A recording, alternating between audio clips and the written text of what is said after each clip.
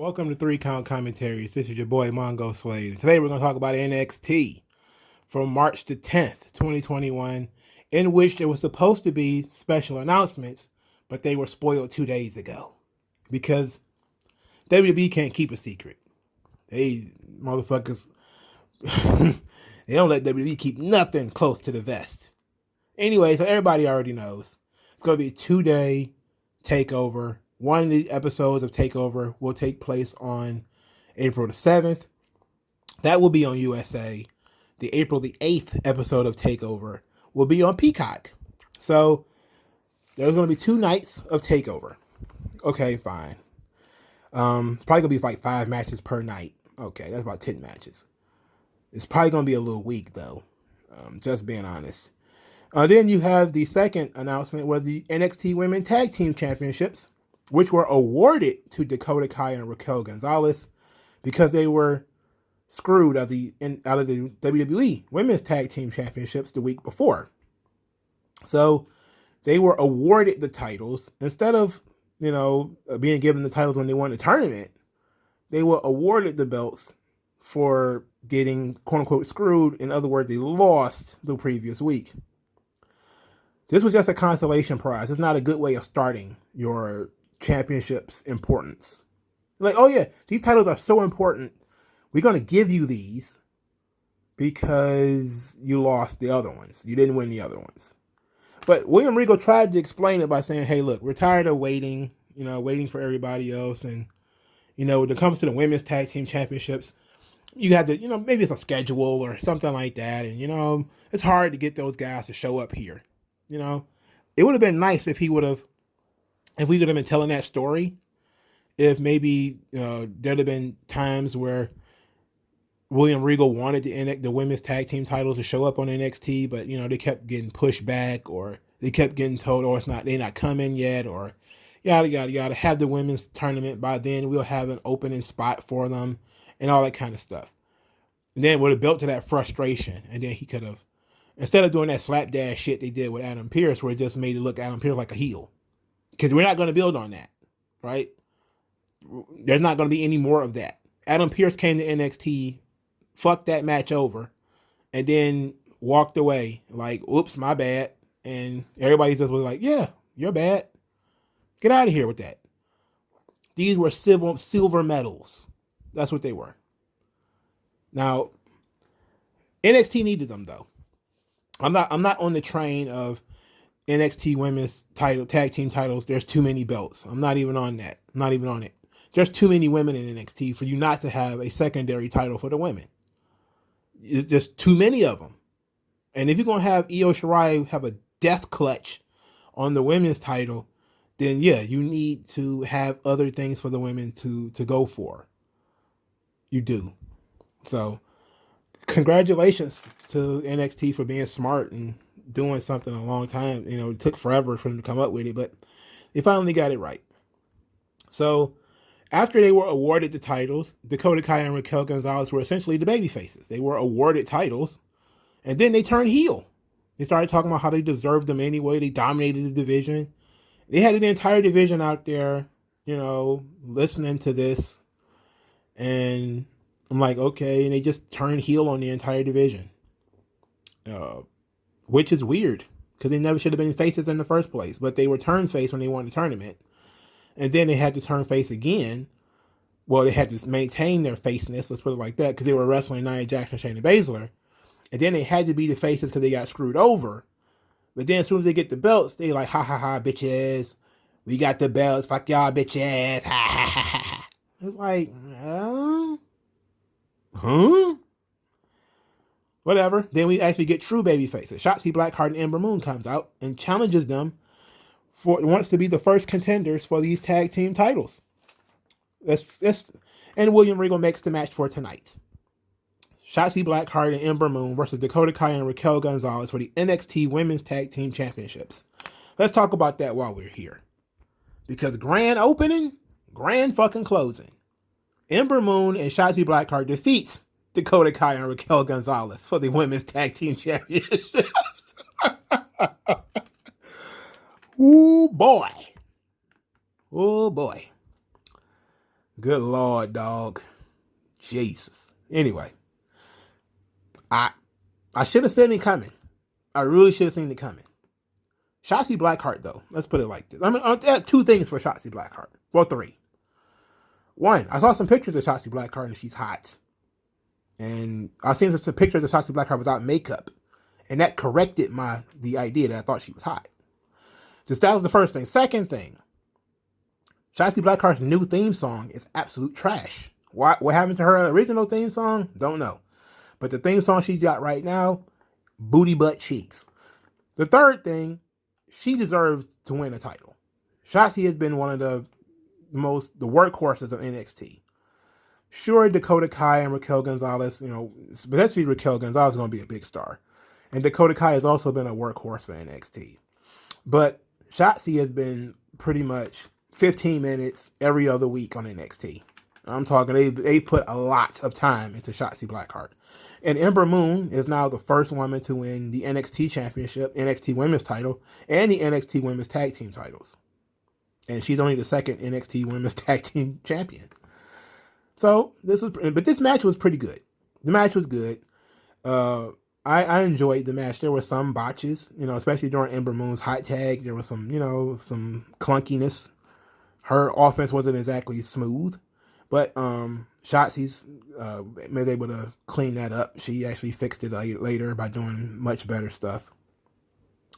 Raquel Gonzalez caught the Eclipse. She was going to get hit with the Eclipse, and she was able to catch Ember Moon before Ember Moon hit the ground. So Ember Moon has her neck clutched, and Raquel just grabbed her and picked her up. Was going to put her in a powerbomb position. So then Dakota Kai is getting Irish whipped into Reina Gonzalez. Reina Gonzalez, that's what she was in Evolve. Raquel Gonzalez. Raquel Gonzalez tumbles over the top rope, and then Shotzi just beat Dakota Kai with a roll up. This match was very solid. It was very good. The concept though of giving these women tag team titles to Dakota Kai and Raquel Gonzalez and then turning around and beating them. Now, some people may have a problem with that. I don't. I think they did this before. They did it when I believe it was Randy Orton. They gave Randy Orton the WWE Championship because John Cena got hurt. So they gave him the title at the opening of the show. He was awarded the WWE title. And then Triple H came out there, challenged him for the belt at that moment. And then Triple H won. So then Triple H had a normally scheduled match against Umaga, where he defended the title against Umaga. He beat Umaga, and then Randy Orton challenged him on the spot for his immediate rematch, and Orton won the title back. So that was stupid. Of course, just padded Triple H's record. But it says something about guys who are given titles and they don't earn them. This is why I think that when Triple H was given the title, when he was given the World Heavyweight title, he should have lost it the same night. If you don't earn it, you shouldn't have it for a long time. That's why I was okay with The Miz only being a champion for a week. He didn't earn it. Right? So this makes sense. Now you could say, well, they earned it when they won the tournament. It's that's not the same thing. Right? They didn't win the titles in the tournament. They won a title match in the tournament. They lost the title match. We really should be forced to do this whole thing all over again, if we're being honest. But they were awarded the titles, and then they turned around and lost them. They bragged about how they dominated everybody, but then they turned around and lost them. Okay, fair. All right, fair. Big ups to Shotzi and Ember Moon. This whole thing was all about getting Gonzalez out of this goddamn tag team. That's what it was about. But first, before we talk about that, let's talk about the NXT Women's Championship match. Toni Storm versus Io Shirai. I'm sorry. Our cherry lit Paul goddess Toni Storm and Io Shirai. And I was very distraught, as many, when we found out that Toni Storm was not wearing short tights. She's going to be wearing long tights now. Now, you can't really hide the goods. You can't really hide them. But it was real depressing. It was real depressing. But this match was great. It was a great match. It was really fun. Everybody, they performed their shit well. Io is a little light with her offense, like as far as her strikes and stuff like that. She's small, so whatever. She's very small, but she's quite dominant. And they built this thing up as, Toni Storm is the only woman Io Shirai has never beaten before. And this is going to be her first opportunity to beat Toni Storm. And she actually kicked out of Toni Storm's finish and beat her with a crossface after Toni Storm tried a flying headbutt. So, and I was just kind of like, my God, the death clutch that Io Shirai has on this division, it is unreal. She's on a fucking Bruno run. I mean, this is crazy. Like, is it 1965? Hey, what is going on here? Jesus. At this point, Io has no career after she loses it. Because nobody's going to want her in the title picture anymore. Speaking of losing it, later in the show, Io Shirai challenges Raquel Gonzalez. She walks up to Raquel Gonzalez and says, I want you next. And Raquel was like, all right, small fry, if that's what you want. So I'm thinking to myself, Toni Storm was a natural end to this whole thing, okay? Not even just our cheerlead pod goddess. I put the gimmick off and take the gimmick hack off for a minute. It made sense for Toni Storm to win the title, all right? Because Io Shirai has beaten all the heels. And now you see it like, okay, she's beaten all the heels except two. Toni Storm and Raquel Gonzalez. So now she's beaten Toni Storm. Now it's only Raquel Gonzalez. But you could have started the baby faces, give them something to fight for by having Toni win the title. I guess it's not going to matter because Raquel's going to win it. And Raquel better win it. And I'm a big fan of Io Shirai. Huge fan. But I think the longer she has the title, the more they're actually hurting Io Shirai. It's like the more nothing changes, the more stale things feel. That's the one thing that I think we've learned over the years of having long title runs, is that when nothing changes, people feel like nothing's changed. They feel like it could be 6 months later. It's like, damn, you still the champion? Like, yeah. Or then nothing's changed.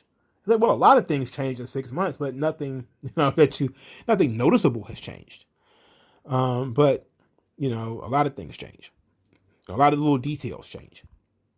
But I'm okay with that match. I thought that we were perhaps going to, but in addition to that, after Shotzi and Ember Moon won, there was a lot of applause backstage. They got a hero's welcome for winning the titles. And then Candice LeRae and Indy Hartwell were watching them. And I'm guessing that's going to be their first opponents. And the death clutch of, well, I shouldn't say death clutch. The feud that never ends, it just goes on and on, my friends, is now Candice LeRae and Shotzi Blackheart. They're going to be feuding over the women's tag team titles now. After just having a feud over Candice LeRae breaking her tank, now they're going to feud over the belts. God, dang it. At least we didn't get a lot of Candice LeRae tonight. I forgot where I was. Where did I leave off? All right, I'm going to talk about all the Finn Balor stuff when we get to Finn Balor and Adam Cole. So the LA Knight cut a promo. Basically says that he's going to debut next week, and if he's waiting for somebody to step up. Bronson Reed comes out of the woodwork, gigantic as he is, and grabs the man by his throat and says that, essentially challenge him to a match.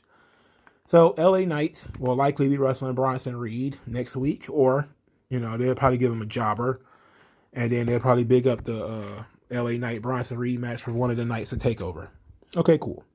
The second match on the card, because Toni Storm and Io Shirai was the first match, was Jake Atlas versus Pete Dunne. And this match was really fun too. Jake Atlas he is really good. Okay?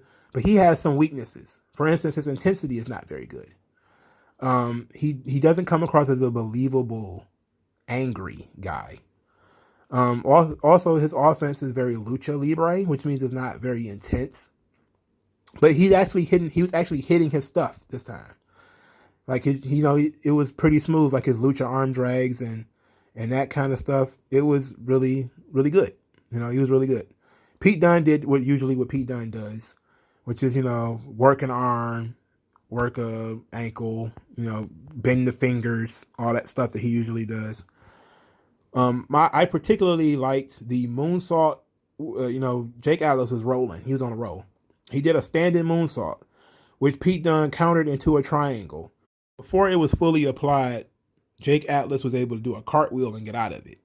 So I always thought that was pretty cool. Pete Dunne ended up winning by an armbar. And to be quite honest, I'm really at the point where we need to do something with Jake Atlas.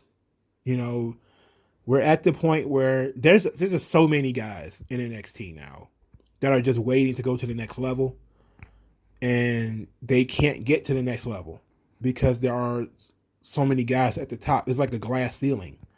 There's Jake Atlas. There's, Santos Escobar. There's Swerve. There's Leon Ruff. There's so many guys that could be challenging for the title and could be challenging for any of these titles. But we just can't get them there for some reason. Jake Atlas is one of those dudes who really should be in a title contention. He's good. Maybe he needs more of character. I think he needs more character, definitely. But he just shouldn't be doing random jobs on NXT. He should be doing a little bit better than this. So Pete Dunne gets on the microphone, which is not his strong suit, and basically says he's the best technical wrestler in the world and dares somebody to prove him wrong. And nobody came out, so I guess nobody's going to prove him wrong. Marcel, Partel, and Fabian Eichner of Imperium cut a promo. Partel wants Thatcher to join Imperium, and because he talked about how, they had something special going on in Europe. I guess he's talking about Ringkampf. And he says like, oh yeah, we had something very special. You belong here with us, and we're going to take over NXT. We want you to do it at our side. And Fabian Eichner says, look, we don't really like Tommaso Ciampa, but if it'll help make you feel better, he can come along with you. Later, Timothy Thatcher was kind of confused a little bit about, what Imperium is saying. And then before he really gets to respond to what Imperium said, Tommaso Ciampa shows up and he says, like, look, I don't want to join Imperium. I don't like them. He says, I'm more concerned about the general who he sends to work, do his bidding from across the ocean.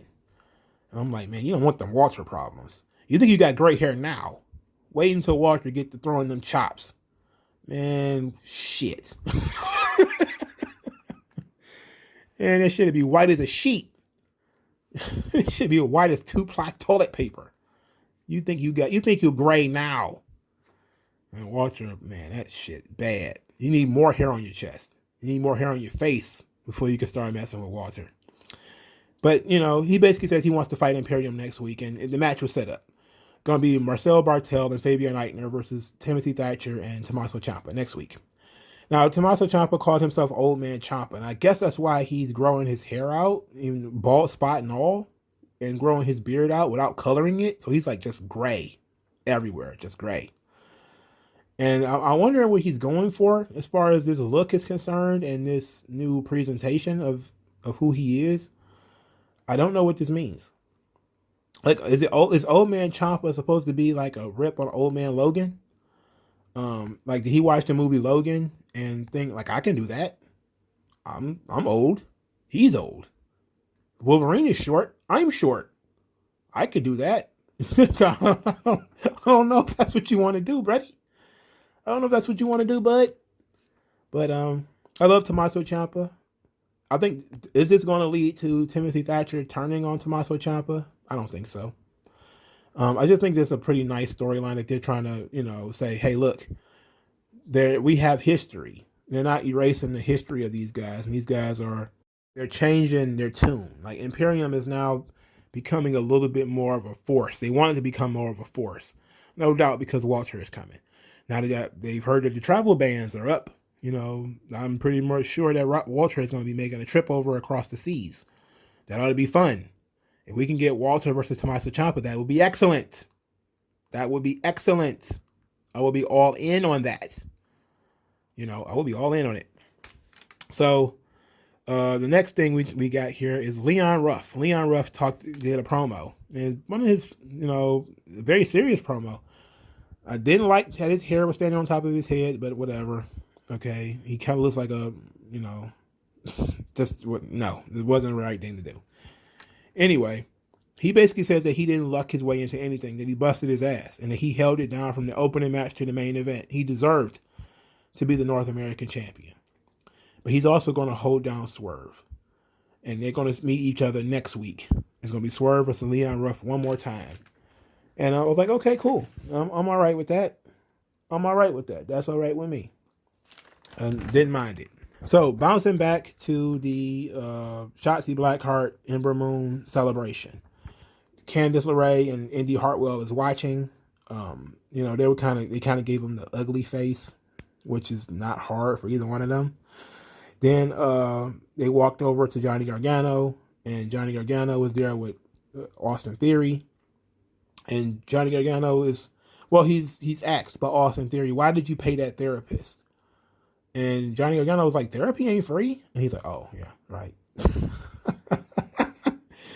And then, he hypes up Austin Theory to get mad at Dexter Lumis, talking about his mediocre abdominal area and all that type of stuff.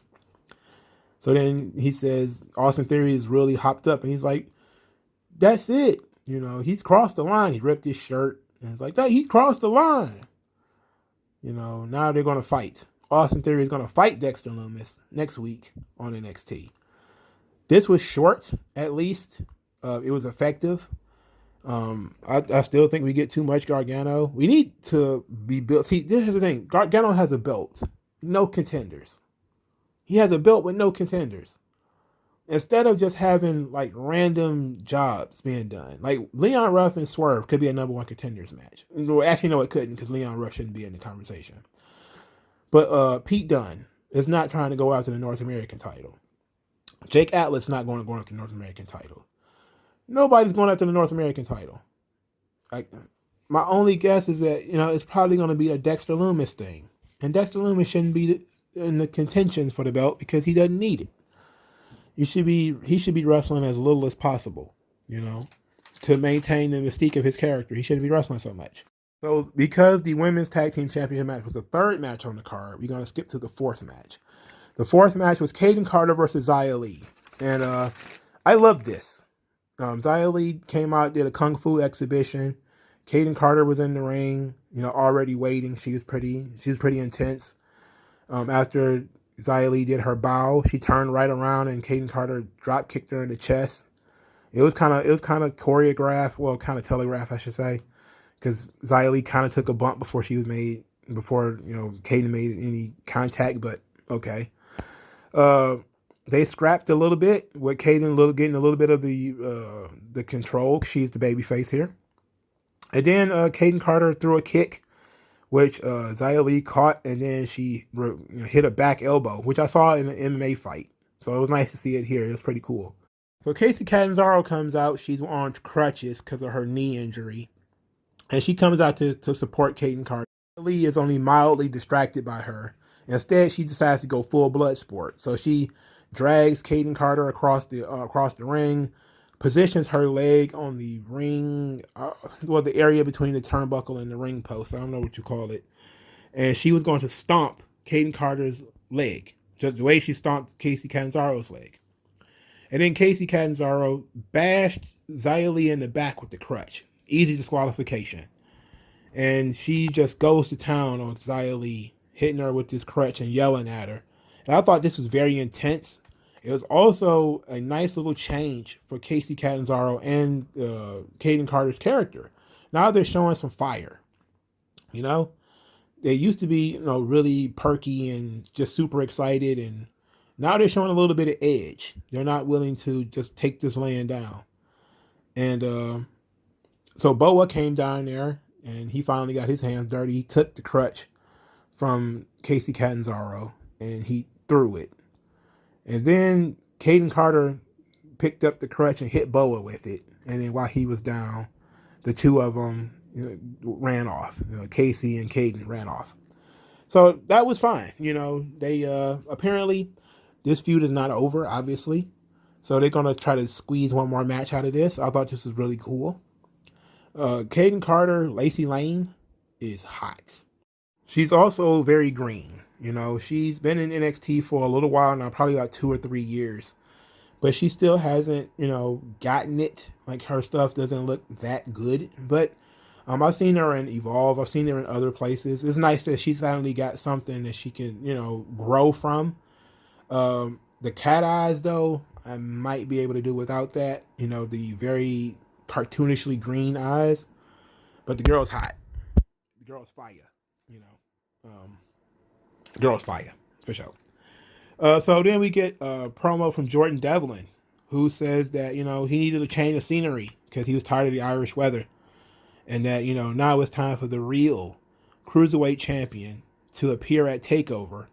Now that the travel bans are up, he's coming to confront Santos Escobar, which led Santos Escobar to go to William Regal to say, like, what is this guy? Who is this guy? Why is he talking about me? Why do he keep talking about me?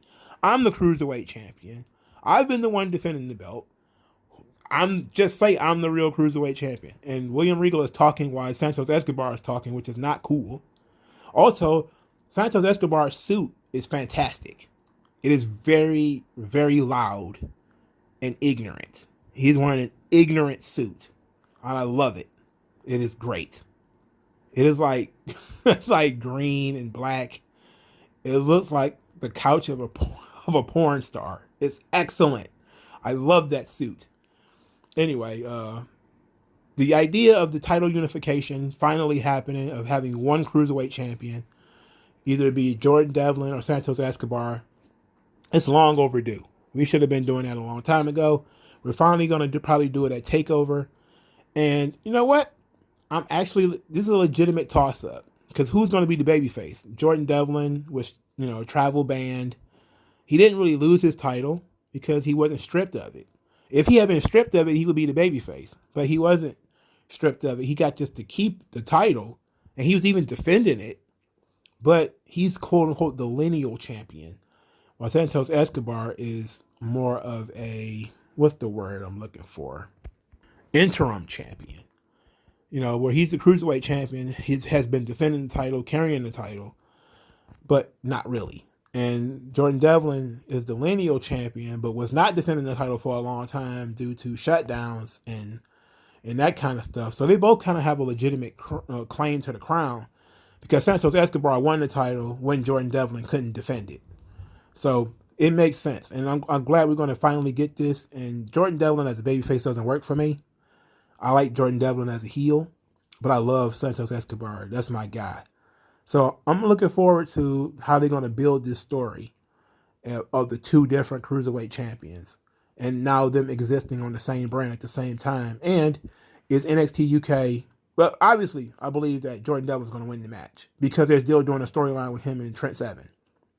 If you watched my catching up with NXT UK, if you didn't watch it, Trent Seven of Mustache Mountain, the partner of Tyler Bates, he is doing a storyline where he's losing weight in order to become the cruiserweight champion.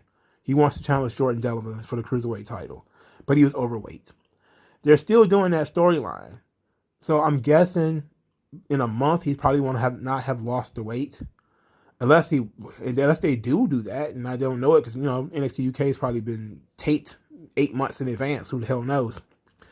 But assuming that storyline is still going on, Devlin would have to beat Escobar in order to be the cruiserweight champion when Trent Seven shows up to beat him or to fight him for it. And Santos Escobar doesn't need to be the cruiserweight champion anymore anyway. He really should be trying to go forward, always forward, ever forward in your career. They also did a vignette for Zoe Stark. It was very generic. I am so tired of that whole, this is my dream, I love pro wrestling. Oh, I'm so tired of that. Oh, I'm tired of it. Give her a character. I know Zoe Stark is not her name. Give her a character. But it looked like they were trying to build some type of bodybuilder type of gimmick because she kept doing like bodybuilding poses and stuff like that. But she talked about her rough childhood and wrestling was her escape. Now this is where she belongs and she could do it all. She can strike with the strikers. She can grapple with the grapplers. If you want to be a powerhouse, she's a powerhouse too. If you're a high flyer, she can do that too. And I'm like, yeah, but blah. Where's that's mechanic shit. We need glamour. That's what makes Toni Storm great. She's glamorous. She just looks big. She looks like a star. Everybody else needs to, like, it's Io Shirai too. Io Shirai kind of looks like a star. We need more of the women. Shotzi Blackheart is different. Looks like a star.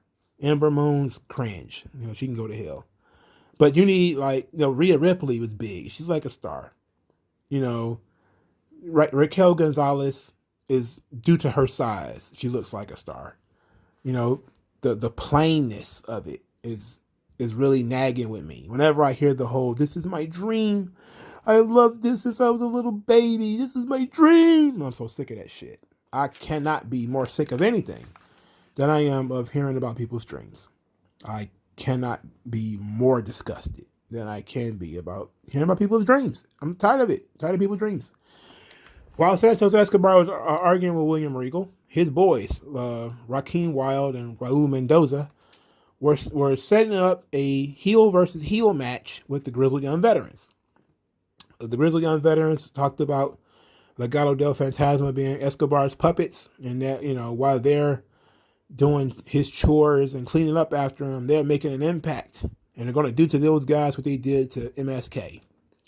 So the match barely got started. There's barely anything happening in the match when two guys dressed as astronauts come out, and I wanted to throw my remote at the TV because I thought it was Fandango. And my hatred of Fandango, man, Jesus, bro. I pray at the altars that Fandango breaks up one day. I am so fucking tired of Fandango. Just thinking about them gives me a fucking migraine.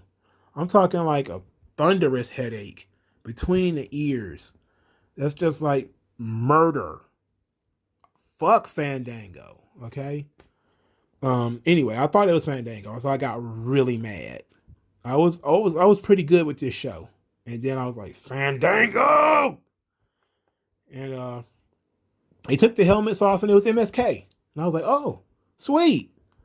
And the Grizzled Young Veterans, were like, what the hell? They were distracted. They got rolled up. Legado del Fantasma wins. Distraction roll up, which is, of course, way overdone in WWE. I don't know why they do so many fucking distraction roll ups. It doesn't protect anybody. It just makes you look stupid. It doesn't protect anybody. It just makes you look fucking dumb. Anyway, the Grizzled Young Veterans were so pissed off after they lost. They charged MSK and got beat with the helmets.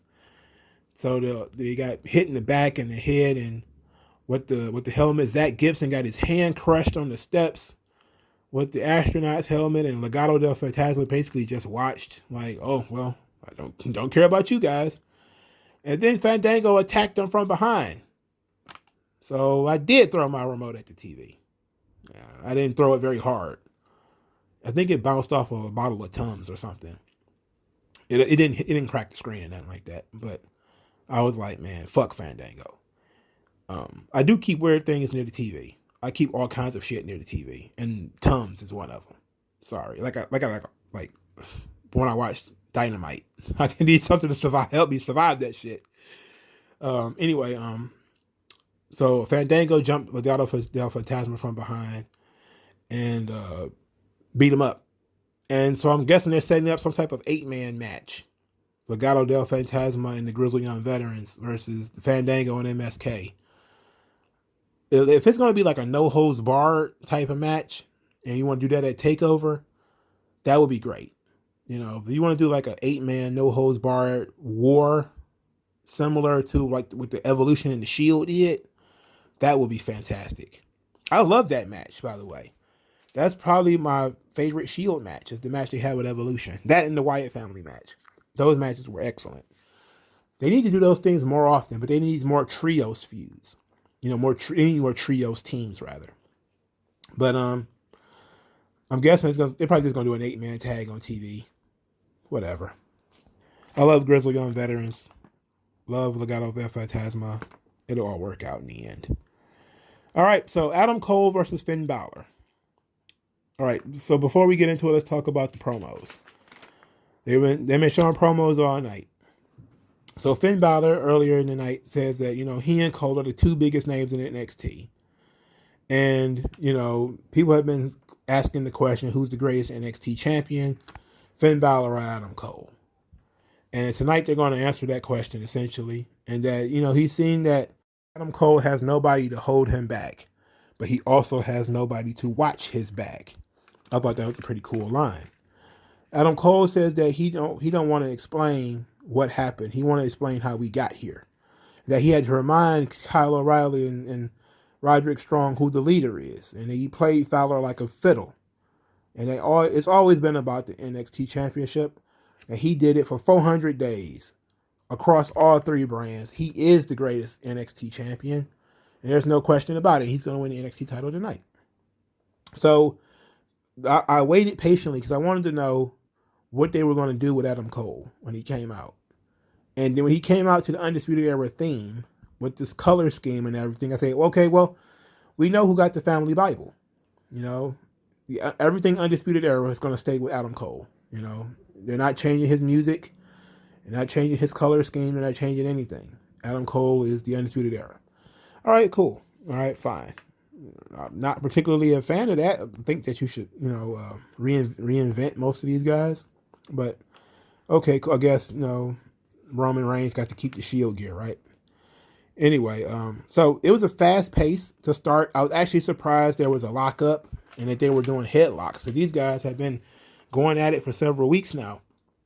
And usually, once guys go after for a little while, you have any kind of heat going into a match, guys just start abandoning things like locking up and headlocks and shit like that. But this match actually, they used it. This match was about 15 or 16 minutes, which is fairly solid.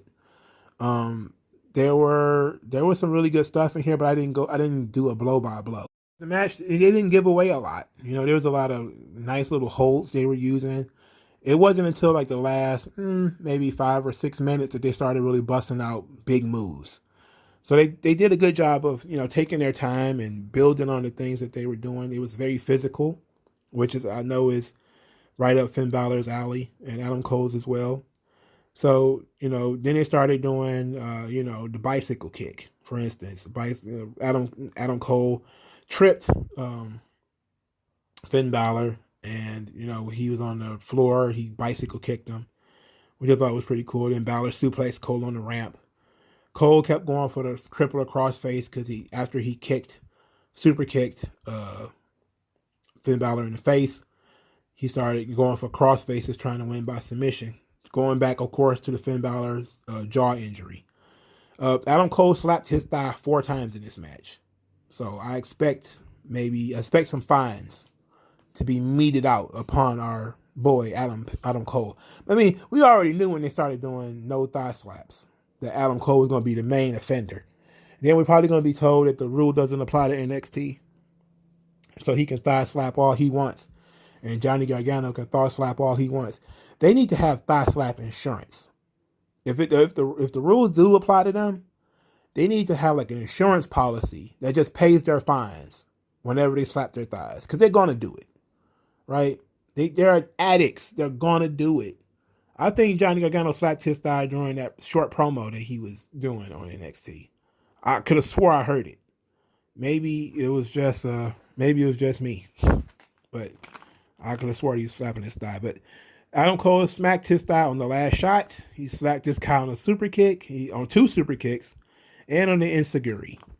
And I'm pretty sure there were more. But this is when I started paying attention, because I started hearing like thigh slaps. Lord.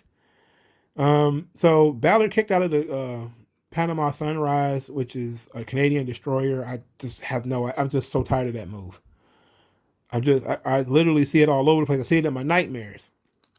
So, after Adam Cole was, escaped a near fall, he was outside the ring, and while he looking into the crowd, he saw Kyle O'Reilly, and Kyle O'Reilly was approaching him. He was like, "Oh no, no!" Got into the ring, and well, he didn't get into the ring because Finn Balor came out and then hit a 1916 on the floor. He rolled Adam Cole in the ring, coup de grace, pinned him. Clean. Boom. Kyle O'Reilly didn't make contact with him, but it was a distraction, so whatever.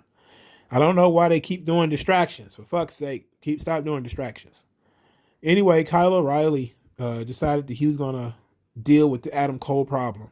Adam Cole, of course, begged off, said he was sorry, didn't mean to do it, then tried to hit him in the nuts. Then tried to hit the man in the nuts. Didn't work, of course. Kyle O'Reilly started whooping that ass, beating large amounts of that ass, throwing them all over the place, throwing them against the barricades and all that type of stuff. And the referees kept breaking it up, and Kyle kept getting loose and beating them up some more.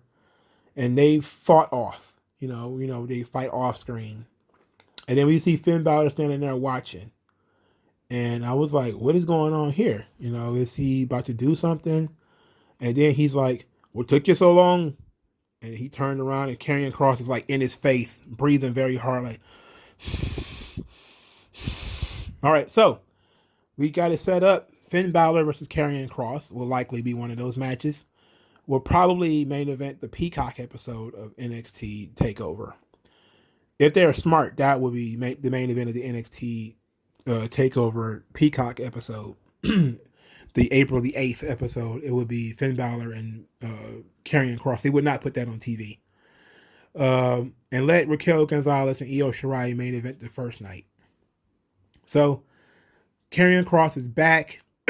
Will likely win the title back. Right decision. And we need to start moving these guys out of the way. It's time to start getting... I know Adam Cole and Kyle O'Reilly obviously will be on one of these nights. Preferably on night 2. That's a big match. And the thing is, are they going to have enough matches, enough programs, enough feuds to fill 2 different nights? What I'm thinking is, via the title matches, they'll have 3. They have 3 major feuds. They'll have Balor and Cross, Indy Hartwell and Candice LeRae versus Ember Moon and Shotzi Blackheart, because they're building off of the feud they had in November. Then there'll likely be Io Shirai and Raquel Gonzalez. But then you still have, if they go with a 5-match card for a TakeOver, which is usually the case, 5 or 6 matches. Then you also got the Cruiserweight Championship match, has to be on one of those cards, right? And that's 4 matches, and you have to have 10 at least. That'd be 5 per night.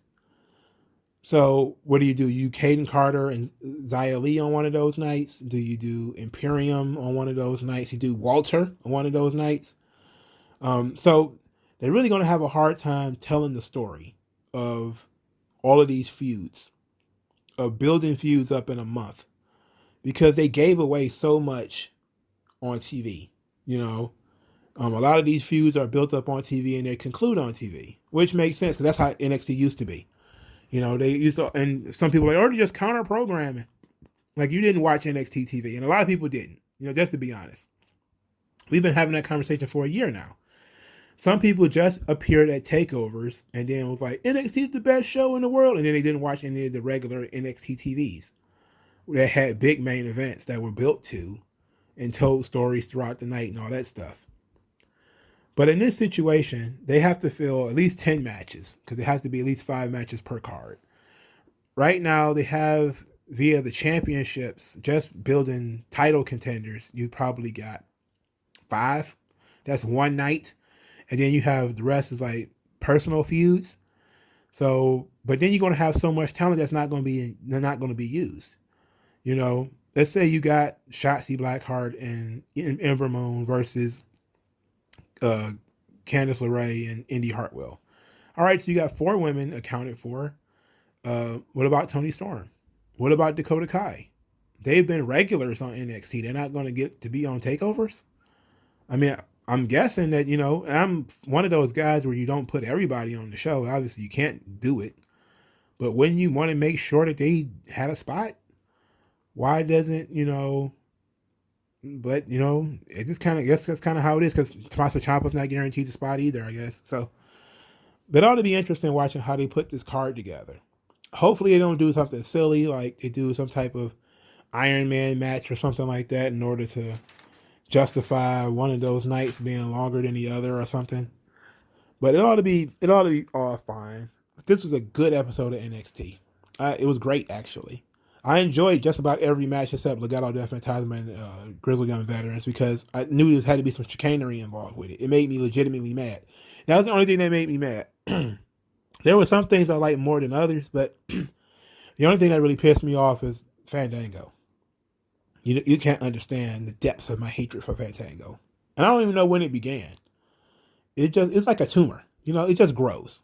It grew and I wasn't paying attention to it. And next thing I know, I'm just like, fuck Fandango. And I don't know why. Because I thought they were funny for a long time. And then I just stopped thinking they were funny and just started thinking that they were in the way and wasting time. They need to break up so they can do individual things. So I don't know. Anyway, great episode of NXT. 3 big championship matches were really good. Jake Atlas and Pete Dunne was really good. Xia Lee and Caden Carter was good for what it was trying to do. Told a decent story, got us in and got us out. They're leading up to something bigger. More interested in that. So the only thing I'm not interested in is this 8-man tag that they tease in here with MSK and Fandango versus the Grizzled Young Veterans and Legado del Fantasma. I'm not looking forward to that. But it may still turn out pretty good because everybody in it's a good worker. But it's Fandango. Not a fan. Let me know what you guys think in the comment section below. Like this video, share this video, subscribe to the channel. Thank you guys for your time. Please send cash via the Cash App, which will be in the comment section below. And use the hashtag 3Con Commentaries to support the channel and to spread the good word of 3Con Commentaries. Talk to you later.